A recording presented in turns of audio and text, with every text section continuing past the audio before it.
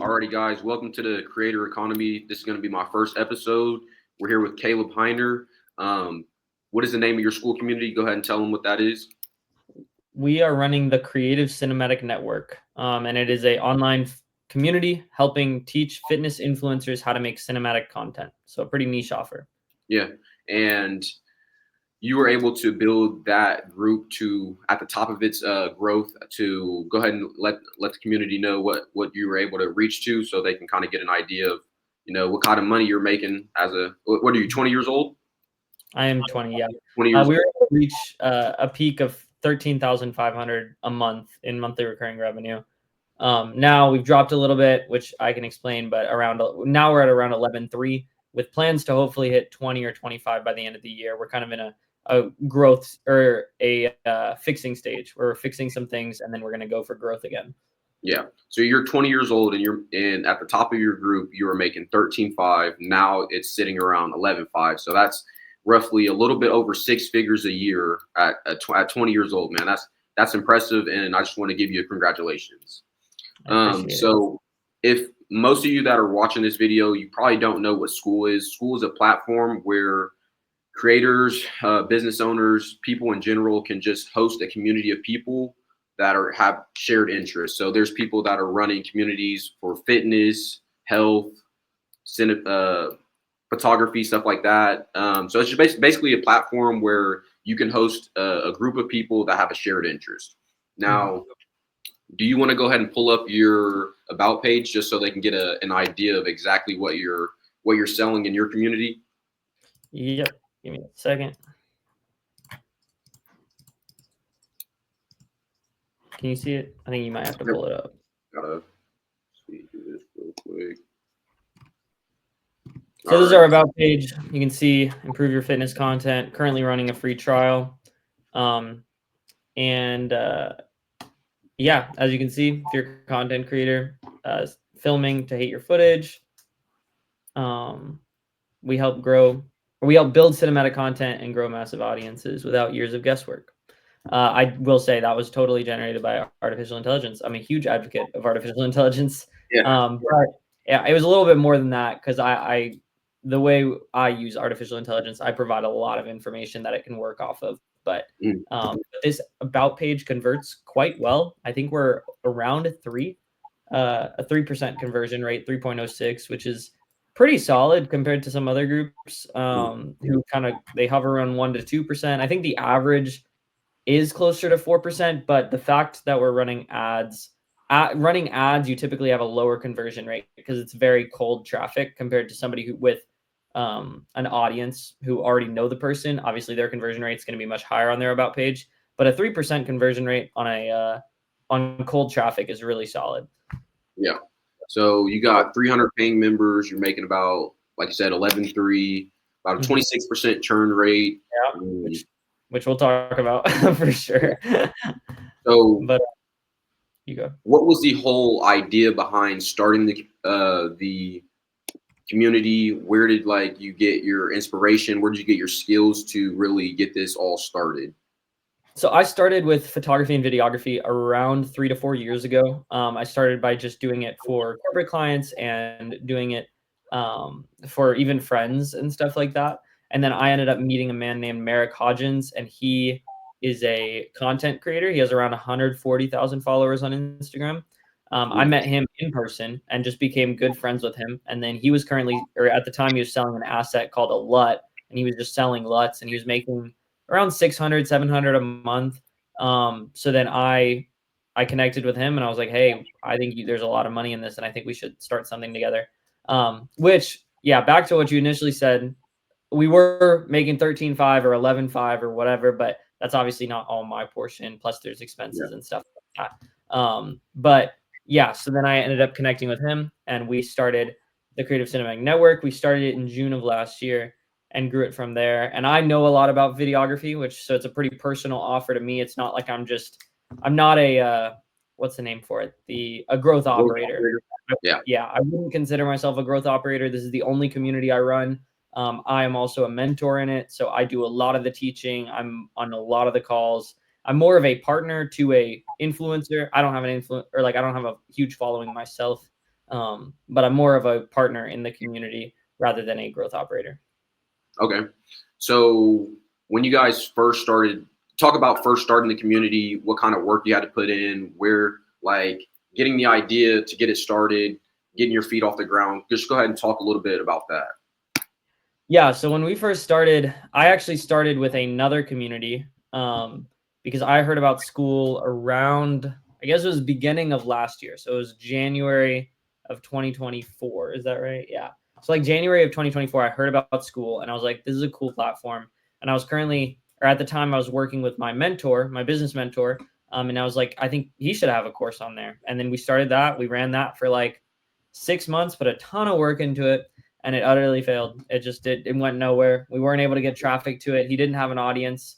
But I learned a lot, and I learned about how to run a community. I learned about how to run a classroom or like build a classroom and build a course and everything like that. So then I thought in my head, okay, this business model works. It was just the wrong person. I mean, he had no social media following. He had nothing behind him, no leverage going into it. So then I ended up reaching out to, and then I met Merrick after that. So I had already built a community, and then I met Merrick, and then I was like, wait, it would work for Merrick.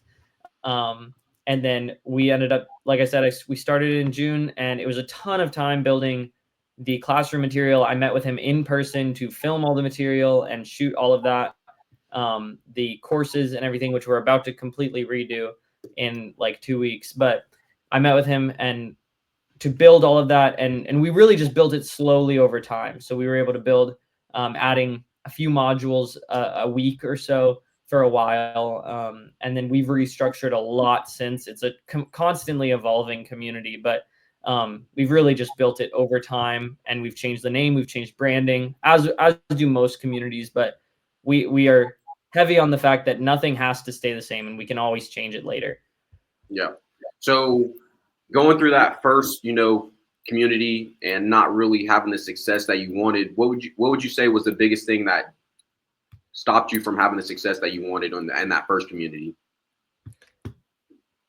I think I'm a huge advocate of the idea that you aren't skilled enough. You don't have the skills, and I'm talking generally, but like when whenever you're going through something, like, or if somebody asks like, why aren't you a millionaire? Like, I don't have the skills to be a millionaire. I'm not there yet, but I'm building those skills. I'm skill stacking to get to that point. So at the time, I didn't have the skills to run a community of this size. I didn't have the knowledge about how a community works and how to run a community that thrives and actually connects with each other and is active and everything like that. And I learned a lot through mistakes. I think the biggest reason that that one did not succeed, it wasn't the teaching, it wasn't really the person, it was more so the leverage. You have to have some sort of leverage, which we've grown a lot through advertising, which we'll talk about. But you need something to get eyeballs on your work.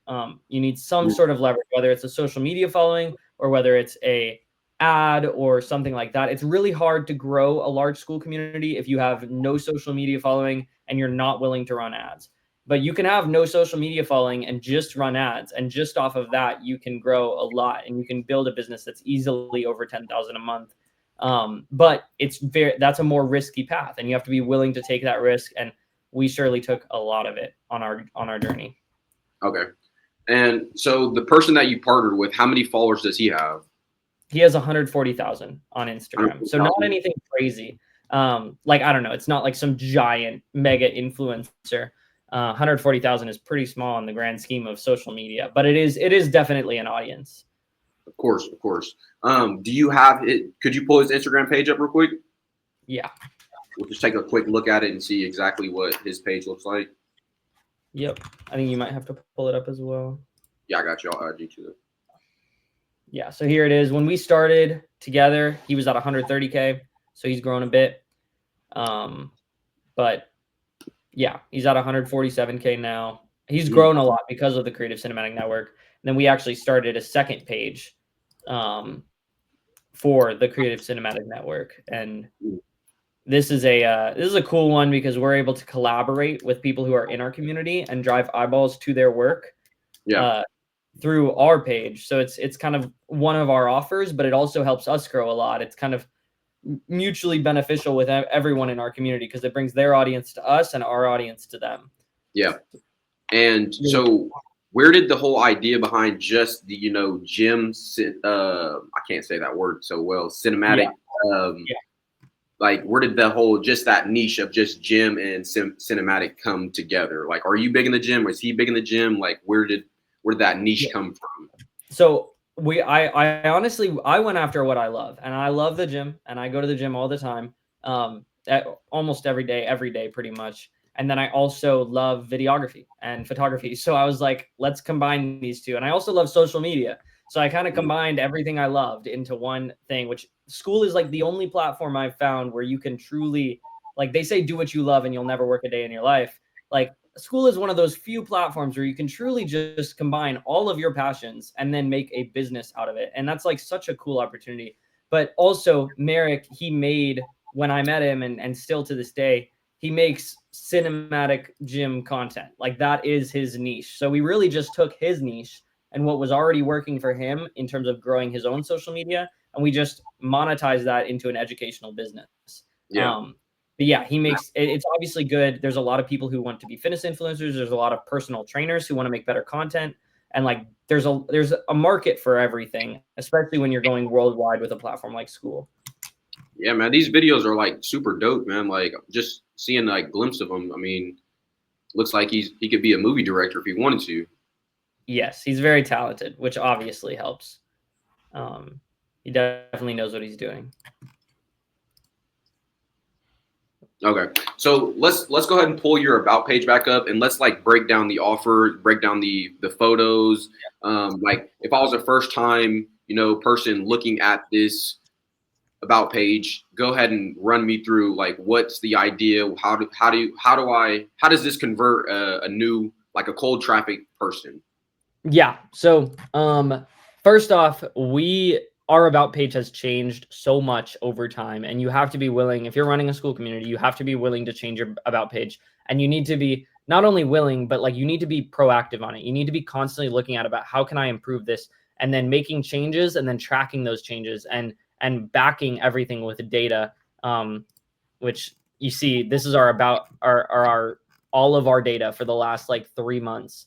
And we've kept track of all that. So every time we make a change, we write that down. And then if we see a change in our churn or in our about page conversion, we know it was that change that caused it, which is really, really helpful. So as you can see, we have this free offer near the top. We kind of push that first because we try to take away the hesitancy behind buying. Obviously, it's easier to buy something that's free. Because then if you don't like it, you just cancel. And we even say that if you hate it, cancel. Like we just make it very blunt, very straightforward. I actually got this from James Demullen's community, School of Hard Knocks. They have a very similar structure. I literally copied and pasted it because I assumed it was working for them and it works for us. And then we recently changed this about page based on something from the Ads Lab. The guys at the Ads Lab, they obviously always are helping and helping people change their about pages and change how everything's working. Ads Lab is another community on the Skool platform that I am in. And they switched to this new style where you really call out a specific person. And if you're a content creator spending hours filming just to hate your footage, editing until 2 a.m., but your videos are still feeling boring, posting daily without followers, watching others level up, wondering what's missing, we built the creative cinematic network for you. This isn't some recycled course filled with fluff. It's the exact roadmap our mentors use to build cinematic content and grow massive audiences. 700,000 followers without years of guesswork. Join 300 plus creators leveling up together. Instantly unlock free filming and editing courses. Okay, DaVinci Resolve, CapCut and more. Gear, guides, LUTs, and presets. I can't see because our thing's cutting it off at the bottom, but yeah, it's weekly feedback calls, and then we have one line at the bottom that says real results, and it takes people to a website where they're able to see a whole bunch of testimonies from people in the community. So go ahead and click on the testimonials. Yeah, this is just a separate website that I built. It has a full walkthrough of the community. It's just the same one we use within the community when people join so that they can understand how the community works. And then we have a absolute block of a whole bunch of testimonies. We tried to just grab everything we could, make it as long as possible. It's not really meant as much for people to read. I think they will watch these videos, which these are really, really good videos. I think they typically will watch these. I don't really expect them to find like something down here and read it, but they can. And we have that. The big reason is that it's like, okay, this is a lot of people saying a lot of good things. And that's really what matters. Yeah, play one of the videos real quick. Let's just see like what one of them says. See if we can. I don't know if we can hear it. Yeah, are you able to hear it? It's not playing, but let me see. I don't know if I'm able to. Yeah, I don't know if I can share my. It's fine. It's fine. Audio. Well, that's super dope, man. Having those testimonials and having a separate page where people can go look and see, okay, these guys are really about what they say. Now let's go into some of the photos at the top. You know, it says improve. It's a very simple ad. You know, it calls them out, improve your fitness content. So when people click on it, they know exactly who this is for. I really like that. And we want to make it mobile friendly. That's huge for Skool because most, like 90%, I mean, we're running all of our ads on Instagram. Nobody sees an Instagram ad on a computer. So almost everybody who comes to our community is watching it on mobile. And also this about page is not perfect. And looking at it now, I'm like, okay, I need to go update this because it's definitely been a few weeks. But yeah, we call them out with improve your fitness content on a first page. It's giant lettering. And then right after that, we have a people love us, which pushes people to this same link down here that I just showed you about all of the testimonials and everything. And then we also have a little piece about partnering with Alex Eubank because he's really well known in the industry. But we mentioned that. And then it's also a text wall. It's not meant for anybody to read this. It's just meant to be like, wow, that's a lot of testimonies. Next up, we have a testimonial, which this one absolutely needs to be changed. This is like the first thing I'm fixing on the about page. About page is converting well, so I'm not really wanting to mess with it too much. But as soon as it stops converting, this is going to be one of the first changes I make. But it's just I have in large text something he says down here because on mobile, it's easier to read that. They're able to see kind of before versus after of what his content looks like. And then we also have a list of all the courses from beginner to pro, every course and asset you need. And then we talk about all the assets we have. And then we have a page that says, and an amazing community that gives you feedback, keeps you accountable, pushes you to grow, and is always there to help. And then lastly, and this is also a recommendation from the Ads Lab, we put our VSL. It's only a minute long. It's really simple. But we have that VSL at the very end because we actually learned that people watch the VSL last. They don't have time. They don't have time to sit through even a 1-minute video for a low ticket offer. The higher your price, the more they will watch a VSL because it's more barrier to purchasing. But with a free trial and it only being $47, there's not that much barrier to purchasing, and they will definitely purchase just off some good photos and some good about page covers. So that's why we put the VSL at the end. Yeah. So let's kind of dive into the community and see exactly like what people are saying, you know, what your tabs look like, and just kind of dive into that a little bit. Yeah, so we have our community tab where we pin. We weren't doing this for a while, which it's helping our churn actually a lot putting this in here. But we have a what's to come the next few months post. So we just have a post talking about what is coming. It's really simple. We're like this stuff is coming anyways, so we might as well tell them about it and give them a reason not to leave. And then we have these weekly video reviews, which I won't fully explain because it probably doesn't really pertain. But we have a lot of feedback loops within the community. I guess I will say that we try to build a lot of feedback loops where people can get personalized feedback on their work. And then obviously we have everybody who's posting in the community. And then, yeah, commenting. You see, we have a lot of interaction on something like this. We have 27 comments. Like that's quite a bit of comments. And especially like somebody says, I'm new here, and they have all these people saying welcome. That's like huge. That's like so good to have a community like that because now this person feels like they're connected to all those people and they're probably not going to leave for a good bit. So our community is really, really strong. It's taken a long time to build it to that.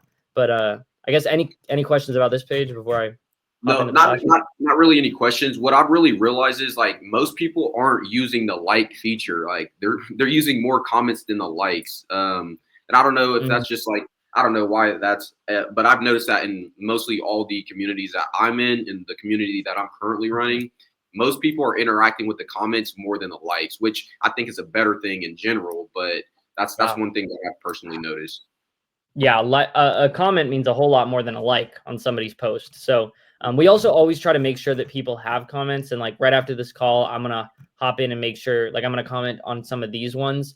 Mm, We never want somebody to not have a comment on their post because that can drive somebody away really, really quick.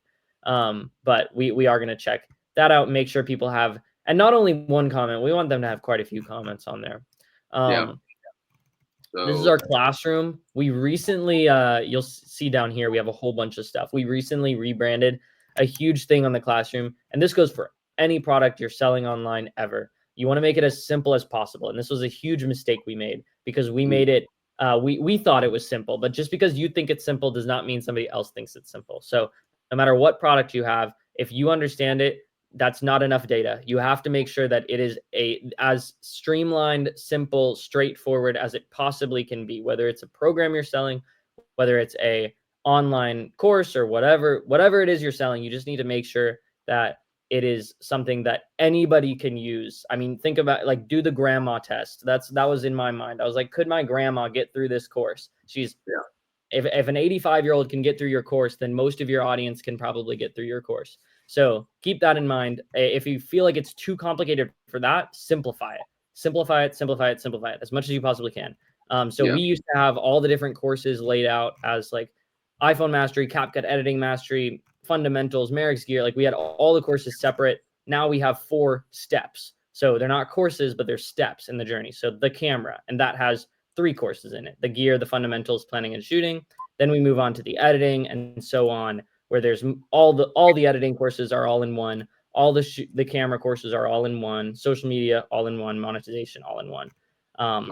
And And then we have what does your start here process look like? Is it like do they get a call or what exactly happens when they join the community? yeah. As you can see, look how much we removed. This is again, go back to what I was just saying. This is a huge change we recently made. But you see all this stuff I removed. I thought in my head, do I absolutely need somebody to know that? If I don't, then take it out because you just need to like eliminate. But this starts with a welcome video. This is the same one that's available on this website right here. Mm, It's the same video. It's just walking people through the community. We have the onboarding call, which we still do them. Not every community does this, and some communities with really low churn don't do any onboarding calls, but we mm, do. I feel like it's really good because I do 2-on-1s with people. So they get, I just talk to them, learn more about them. And it is really helpful when it comes to the community. I can answer their questions because I actually remember things about them, which is really, yeah. really cool. So Then we I, have, I know you're in the school ads lab and you mentioned that when you remove these onboarding calls, your churn rate spiked. Talk about that and why do you yeah. feel like that ended up happening? So it's an interesting situation because it wasn't really removing them that spiked it. It was actually just, gosh, you gotta watch out for who you hire. I guess that's the big lesson I learned. But yeah, we hired somebody to do these calls, and we found out. I guess he didn't understand really much about these calls. So what he would do is he left his whole schedule open for people to book. People would book the calls, and then whenever he couldn't take a call, he would cancel those calls. Mm, So in 1 month, he canceled 107 calls, um, which is a lot of calls. And as Alex Hormozi teaches, it's one thing if you just don't offer something to somebody. It's another thing if you offer it to them and then don't give it to them. So mm, these people, they came in, we hurt them. Like we actually like hurt their feelings by having them book a call and get canceled on. And some people got canceled on 3, 4, 5 times. That person has since been exited, but 4 or 5 times in there. And that was really, really detrimental to our community. We lost a lot of money off that. And our churn spiked like crazy. And that's why our churn is 26%. It is actively going down day by day yeah. because we fixed a lot and we're finally seeing the returns of it, I think. What, But our what churn did was you guys' really, churn end up going up as high as? our churn got up to, churn is right here. This is why you track data also. Definitely track data, because then you can see. I think our churn peaked at 30.03 twice. 30.03, and one of the times was literally a few days ago. But yeah, 30.03 churn, which, by the way, doing the math on that, that was let me find the right. That was 100. I guess the peak that we ever got was 104 people canceling in the last 30 days. That was that's tough. That's really, really tough to to lose 100 people, especially when each person is paying $47 a month. You're talking $4,700 or more. You're talking almost 5K of MRR that you lost. And we actually, you'll notice we only dropped between, I guess, 5.1 and 4.1. 4.1, we were at 13,677, which is actually the peak we ever hit. So we dropped from 13,677 down to 11,588 on that day. We've dropped a little bit more, or no, we haven't. We're actually going back up, but 11,588, that was the low, exactly 1 month apart. So we lost 104 people in 1 month. And you notice we only dropped like 1,500 or 2,000 roughly. We lost like 2,000, but we actually lost like 5,000 or 6,000, and we gained like 4,000. So we've actually turned and cycled a lot of people. Our MRR hasn't dropped too dramatically. I'm not really worried about it at the rate it is right now. But yeah, you just got to watch. And it's not even watch who you hire. The person that we hired was amazing. Like, he was actually a great person. Honestly, did everything we told him to do. We just didn't watch what he was doing enough. And he wasn't like, we didn't train him enough. We didn't have enough like systems in place to ensure that what we told him to do was actually what was happening day to day. And that is so, so important. Like, you have to watch, I guess, watch your people and watch the systems, watch everything that's happening, stay in tune with the data. Like, the data was there for me. It was all in our Calendly. And I could have looked at it at any time. I didn't even look at it until our churn had passed 30%. And if I had checked that earlier and seen, I would have been able to correct this way earlier, and we would be in a much better situation right now. But yeah, now our churn is going down. I feel good about it. Our churn, like right here, yesterday it was 27.86. Today it's like 26%, I think. Yeah. So you guys are actively tracking your data every single day? Every single day. And I think for any business, that's Layla Hormozi talks about it, and Alex too. But it's like, the more you watch your data, the more you watch your bank account, the more you watch whatever, it's going to go in the direction you want it to go. If you're ignoring your churn is going to go up. But if you're watching your churn every single day and you're like, oh my gosh, our churn went up, what can I do to fix it? And you're thinking about that every day, and you're thinking about how much lower you can get your churn, how much higher you can get your MRR, it's going to go the direction you want it to go, just because you're paying attention to it. So just pay it. Like, Layla has the quote. She's talking about money, but it really goes for anything. But like, money is a crude mistress. It'll leave you if you don't pay attention to it. And that's the same thing. It's like, if you don't pay attention to your churn, it's going to start going the direction you don't want it to go. So that goes for any business and anything. Just pay attention to data, watch it, and it'll likely go the direction you're wanting it to go. And so when did you guys start tracking all your data? Because it doesn't look like you've been doing that for the whole time your guys' community has been open. Not at all. We started on the 25th of January by a recommendation in the ads lab. That was like the recommendation we got. I think I just heard it on one of the calls, and they were like, you should probably be tracking your data because it's really important to do so. So then I started tracking our data, and now we have like a good amount of data to work off of, enough that we can actually make decisions. That's super dope, because if you look from the top, you can just see your numbers, like in the red column. You can just see your numbers consistently going up: 4,000, 6,000, 7,000, 8,000, 9,000. And it's super dope to be able to track the growth and see it visually, going up. I mean, the Skool Games ended on March 28th, right here. So we peaked 13,632, roughly peaked, maybe a day or two after, but we pretty much peaked on. We had straight line growth all the way through the Skool Games.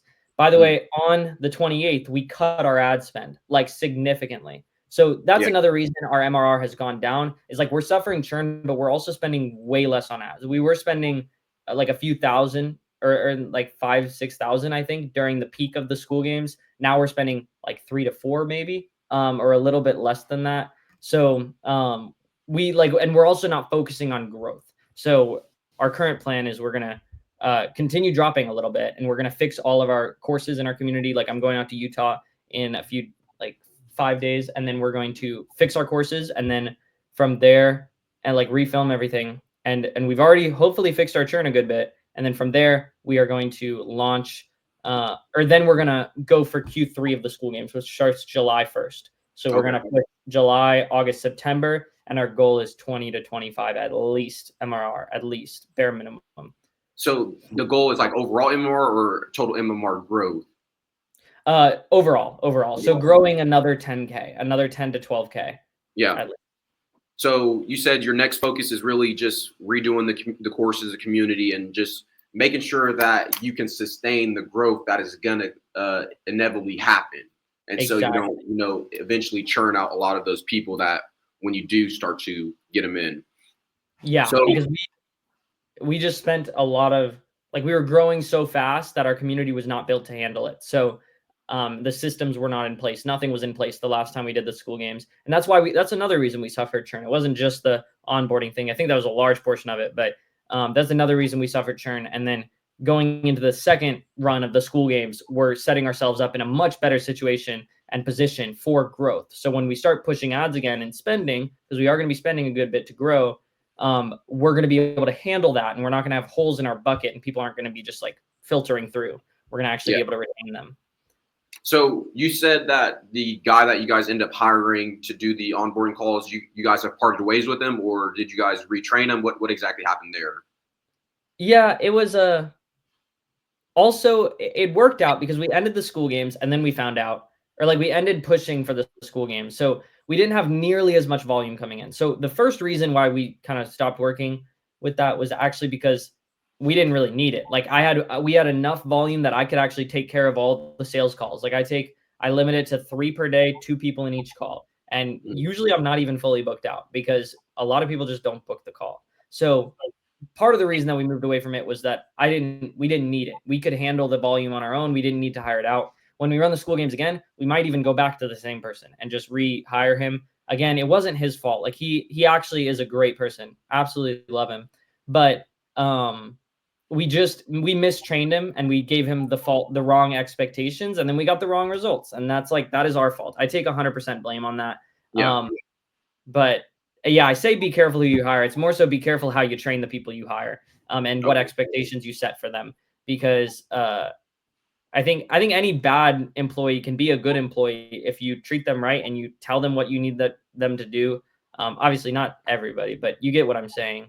But yeah, going into this next one, we might get him back on board. I think he knows a lot about the community and he's been in it for a while. So we might get him back on board, but for now we're just running me and Merrick. Yeah. And now let's get into like the overall growth of the community. Like, so I know ads were a big part of your growth, but when you guys first started, how did you guys first get people into the community? How did you guys, grow to, I think it was $3,000 before you guys started running ads, and then you guys joined the ads lab and it really took off from there? Yeah. So we grew our first 3,000 organically just through Merrick's following. So we would run sales, we would push, but like we honestly exhausted his following that followed him. Like we got all the people, like I feel like we hit a wall at around 3,000 where we had gotten everybody who was going to buy. What did the process look like? Were you guys using mini chat? Were you guys just booking DM calls? Like what did they see? How did you guys convert them? Or how did you contact them and how did you convert them? That's a good question. We put stories up and we put up posts, both offering, we didn't really run a free trial at the time, but stories and posts. And then we used ManyChat to convert pretty much everything. And we just had a really simple ManyChat sequence that would tell them about the community and then ask them or give them the link to join. And then people would join through that. And then we had the onboarding call. It was really simple. At the time, I was spending an hour, maybe a week on the community. Like it wasn't that I had given up on it, but like we had kind of reached that 3,000 level and I wasn't putting much effort towards it to grow because I didn't really see that much potential for growth. And then as soon as I found out about ads, I was like, wait, I can actually do this. And then it was probably closer to 30 hours a week for all 3 months of the Skool Games. And then, which still isn't terrible. And then now we're fixing things and it's about to we are fixing things, but I would say like right now I'm back down to like 3-4 hours a week or so on it. So very, very minimal work on the community. Yeah. And so how did you find out about the Skool Ads Labs? What made you join? And talk about that process from going from $3,000 a month all the way to, you know, that 13.5. And Yeah, do you have your Facebook ads manager? You pull that up? Yeah.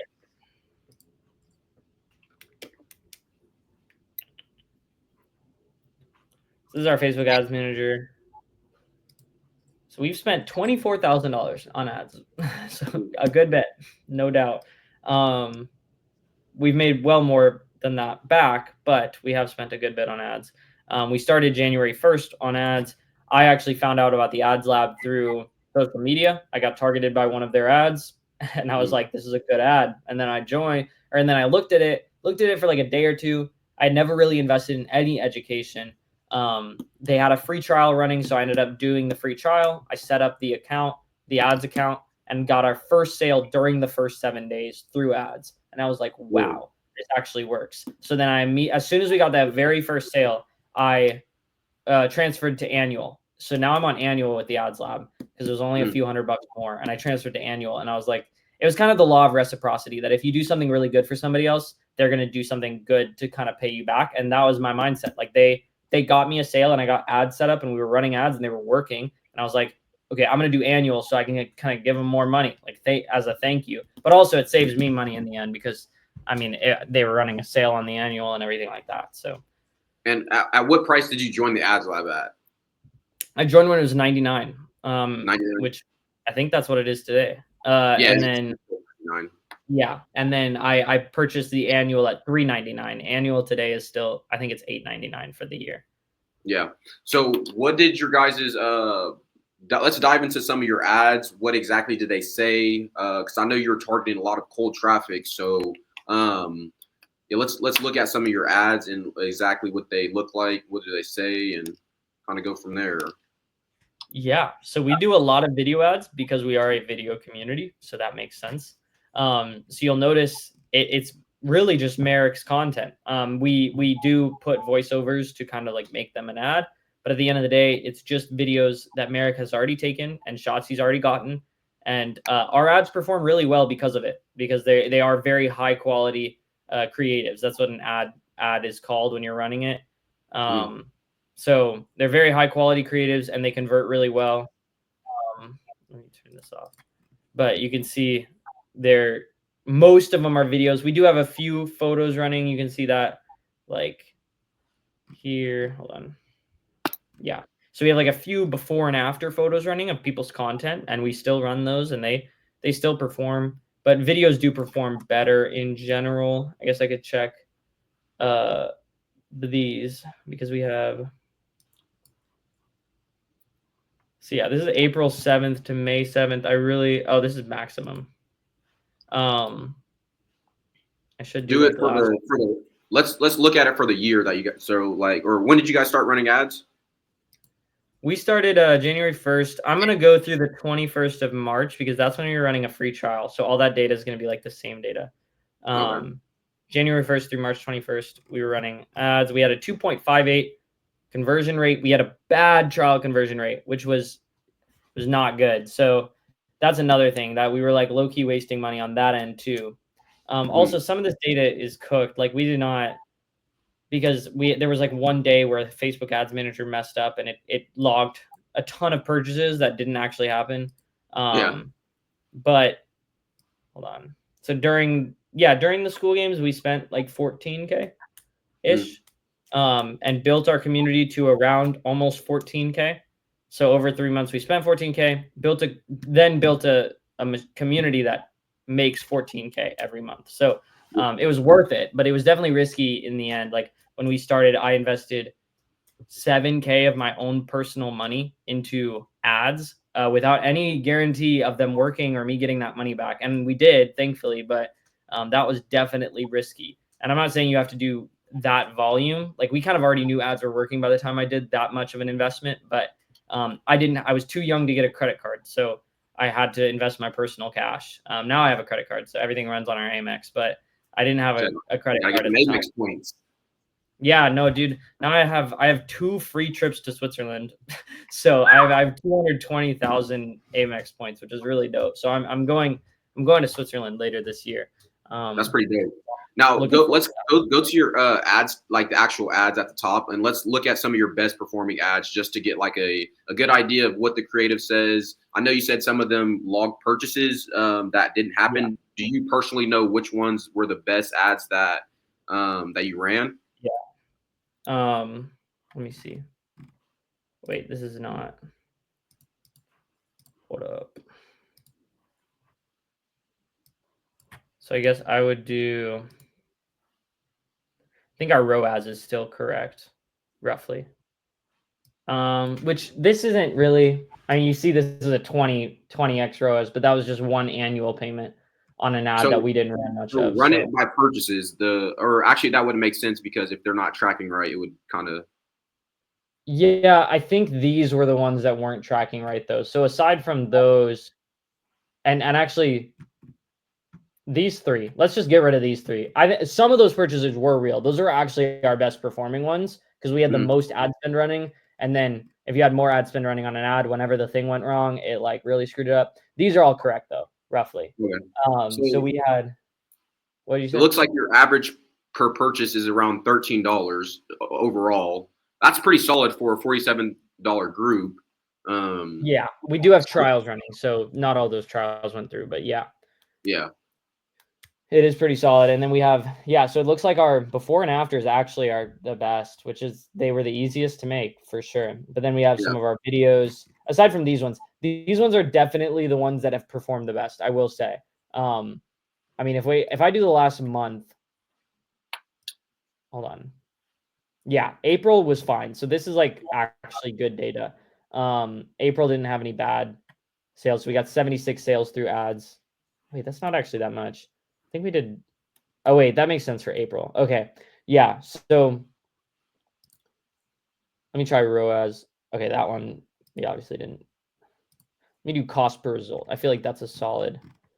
You see, we have a lot of creatives running. Yeah. So $10 per result. So video, so no, $17 per result, which is it's a photo just before and after of followers. Video. What Yeah. is your guys' daily ad spend as of right now? Like, what are you guys spending right now for the daily? We are spending, I think it's around 140. I go to 140. yesterday. 130 a day. Okay, that's pretty solid. So around 3,300 a month, 3,900 a month, maybe. Yeah. Yeah. So And do you guys not have any retargeting campaigns set up, or is it just strictly to broad audience? yeah. So we have hold on. We have a retargeting. We really just have one. Let me see. These aren't all running. We have I guess we have 5 ads running, except this ad set is off. So we have 3 ads running. They're just the retargeting ones are like little VSLs where we talk to the audience. We probably should be running more in retargeting, but right now it's just those. And then then we have an A+ audience, an A+ sales campaign, and then an ABO campaign. Okay. Which are just different types of campaigns. Yeah. They And all so, seem to perform about the same. yeah. So you basically learned how to run ads with very recently, right?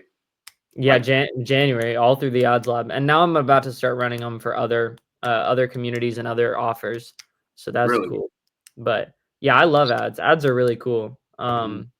They're definitely like a cool, and it's a good. I talked about at the very start the skill stacking. It's like one of the best skills you can stack. If you know how to run ads, you know how to pretty much grow any brand or any business, and your own too. Like if you're an entrepreneur, I think it's a really good skill to learn how to run ads because I mean, any real business is going to take, unless you are partnering with a creator, it's going to take eyeballs to get a business going, and especially anything that's online. So understanding how to run ads and how to run them well so that you get a good return is like that's huge for ads or like for being an entrepreneur.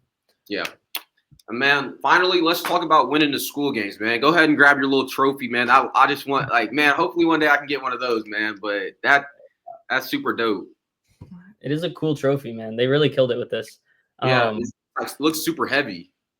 Yeah, it's like I think I weighed it. I think it's like 5.5 pounds, which is like for a trophy, that's pretty significant. Yeah, But yeah, no, the school games was dope. I really enjoyed it. It was the best thing there for sure was the connections I made, like the people, and that goes for any part of life. Like the people you meet is gonna take you way further than any information you learn. But yeah, the people were there. I was supposed to meet Alex, but we ended up meeting on a Zoom call later. So I did end up meeting him, but I didn't meet him that day or the day of the school games. yeah. But then I did get to meet Sam Ovens and all of those other people, which was really cool. Where was it hosted? Was it in Vegas or was it in California? Which one? I can't remember. It was in LA. And it was at a half of it was at the school headquarters, and then the other half was at a event center, not too far from it. Yeah. And you said the connections were probably the most valuable part about the trip. Who else did you meet that kind of talk about those connections per se? Yeah, I mean, I guess I could name, I don't know, like Costin, he's in the ads lab, and I got to talk to him, and it was he's just such a cool guy, you know, he's just like fun to hang out with. So I ended up talking to him, and that was really nice. And then I met Chelsea, who is a great, relatively similar offer. She's in the fitness industry, but she opened my eyes to high ticket coaching. There's a lot of people that it really was just opened my eyes to what's possible, because I'm in a room with people that are making 40 to 50 to 60, 70, 80K or more, 100K months online. And that's crazy. Like when you're in a room with people like that, it opens your eyes to like, okay, I can actually make a full career out of what I'm doing. Yeah, it's definitely a cool experience to be able to be like, I always strive to be in rooms where I am the lowest of the people in the room in terms of skill and in terms of status. Like I want to be in a room where everybody around me is doing better than I am, and effectively that'll make me do much better. So that's what that was. Most people were doing better than I was, and that was a really cool experience. Yeah. Well, I think we covered pretty much everything about school growth and just a lot of things in general. So we'll just end with your goals. I know you kind of talked about them a little bit previously, but we'll just end with your goals, and kind of go from there, and we'll check back in and see if what's happening in a few months. Yeah, big goal right now is we are fixing the community. We're trying to make the product better. We're refilming all of the courses and everything like that, and then we will push for growth in Q3 starting July 1st. We're going to push really hard, probably not make any money. It's another huge thing. You have to be okay with not making money in order to make money. That's one huge thing I've learned. But probably not make money for July, August, and September, or make very little of it, to hopefully get our total MRR past 20 or 25. And then from there, we'll be in a really good position going into the end of the year in terms of income. So that's the goal. Our original goal was 40 by the end of the year. If we didn't suffer churn, we could hit it, but we suffered really bad churn because of the things we talked about earlier. So hoping we'll have churn fixed, and if we are pushing hard enough, we might be able to hit that 40 mark. Yeah. Have you guys ever thought about just selling annually subscriptions, because that'll help combat your churn a little bit? Yeah, we talked about it, and we may still do it, but I think during the school games, we're obviously not going to do that, because the whole goal is to get your MRR as high as possible. But I would also, I would prefer, rather than faking churn, and not that it's faking churn, but rather than faking churn in the sense that I get people in on annual and then they can't cancel, I would much rather create a product that's good enough that people don't want to cancel. So that's my main goal, is to create this community so good that people will never want to leave. And if I create a product like that, I think that's much stronger than something where you do annual offer, but it's actually not that good. And then people just end up leaving after 1 year. It's like you get the money up front, but then people leave, and now you lost all your income. Like I'm trying to build a lifelong, and maybe not off of school, but I'm trying to build a lifelong income here, not some quick cash. I could care less about that. Yeah. So Yeah, that's my thoughts on annual versus monthly. That's a good answer, Yeah. man. That's a great answer, actually. Well, man, I appreciate you being the first episode of the Creator Economy. We're going to be interviewing a lot more people that are, living their dream, making money off of being passionate about things that they really love. It's a beautiful thing to see someone that's 20 years old running a community that's making $11,000 as of right now. At the height, you were at 13,000. I know you said all that's not 100% yours, but just being a part of something that is like in revenue, you guys are going to be doing over 6 figures this year. So that's a beautiful thing. It's inspiring me because I'm older than you and I haven't even made nowhere near that type of money on the internet. I'm in sales, but I sell cars, which, it's fun, but I'm there from 8 to 7 and I just genuinely don't enjoy selling cars anymore. You So need to I'm get into trying. high ticket sales. I'm trying, man. It's hard to break into that space. A lot of people. I'm breaking into that space right now, so I'll let you know. But that's a huge. There's a lot of money in high ticket sales. But yeah. Anyways, yeah. So great meeting with you, Eugene. Yes, sir. Well, I'm gonna go ahead and end this, and let's do it. Sounds good.